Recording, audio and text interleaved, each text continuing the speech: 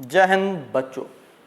बच्चों देखो आपको दिख रहा है इस बार टॉपिक पर हम कुछ बात कर रहे हैं किस चीज़ की, इलेक्ट्रोस्टैटिक या फिर electric potential due to system of charge. यानी कि चार्ज का ग्रुप होगा, ठीक है ना, और उससे पोटेंशियल कितना निकल रहा है।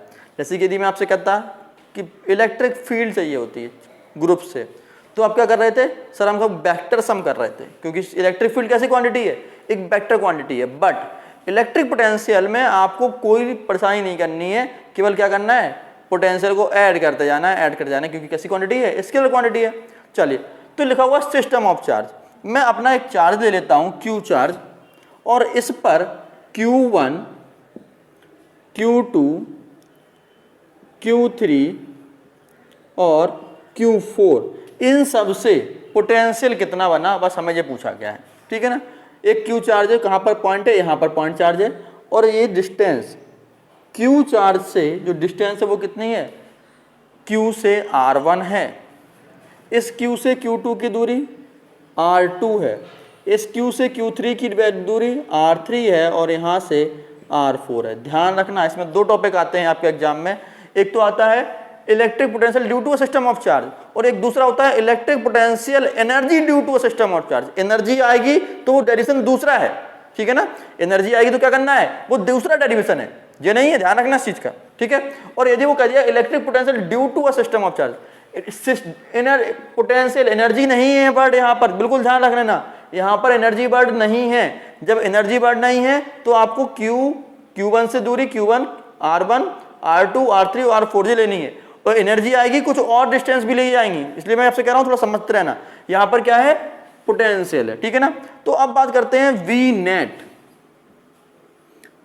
नेट पूछा है पोटेंशियल कितना होगा, तो वी नेट होगा V1 यानी कि इस Q और Q1 से प्लस V2 इस Q और Q2 से लगने वाला चार्ज, जो भी पोटेंशियल होगा, Q3 का पोटेंशियल, Q4 का पोटेंशियल एंड सो ऑन, ठीक है ना। यानी इन सब का पोटेंशियल हमें क्या करना है, ऐड है। तो यदि हम बात करें वी नेट, तो वी नेट कितना होगा, K Q1 upon R1 plus K Q2 upon R2 plus K Q3 upon R3 plus K Q4 upon R4। Done, बात समझ में आ गई आपके। कुछ कॉमन आ रहा है, हाँ कॉमन भी आ रहा है, क्या कॉमन आ रहा है, V net equal to K common आ गया अपने पास, क्या बचा अपने पास, Q1 अपॉन R1 या कॉमन लीजिए, Q2 upon R2 plus Q3 upon R3 plus Q4 upon R4। बच्चों थोड़ा देखना है, यहाँ पर एक सीरीज सी बन रही है, Q1 अपॉन R1, 1 के नीचे 1, 2 के नीचे 2, 3 के नीचे 3, 4 के नीचे 4 और 5 के नीचे 5 एंड सो ऑन, जितने भी चले जाएंगे इस तरह से मिलती जाएगी।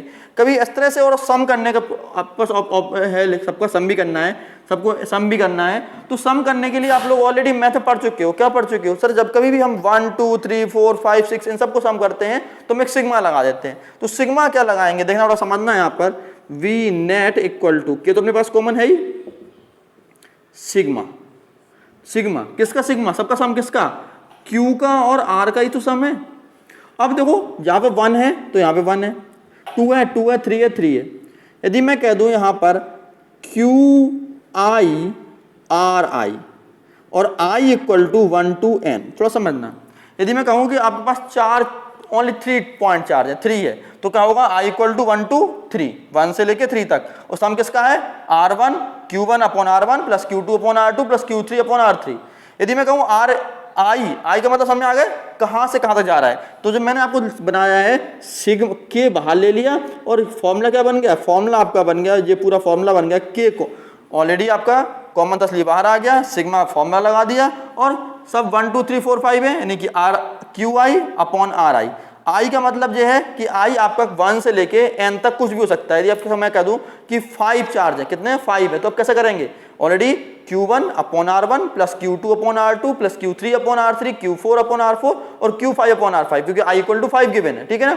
यदि मैं कहूँ I इक्वल टू 2 है, तो 2 के लिए क्या करेंगे, K बाहर आ जाएगा, Q1 upon R1 plus Q2 upon R2। ये किसके लिए, ध्यान रखना, ये potential due to a system of charge के लिए, ठीक है बच्चों। चलते हैं, जब कुछ समझ में आ गया होगा नेक्स्ट वीडियो में हम इससे और अधिक बड़ा करेंगे और वो कुछ और नेक्स्ट टॉपिक पढ़ेंगे, ठीक है ना। गुड बाय बच्चों।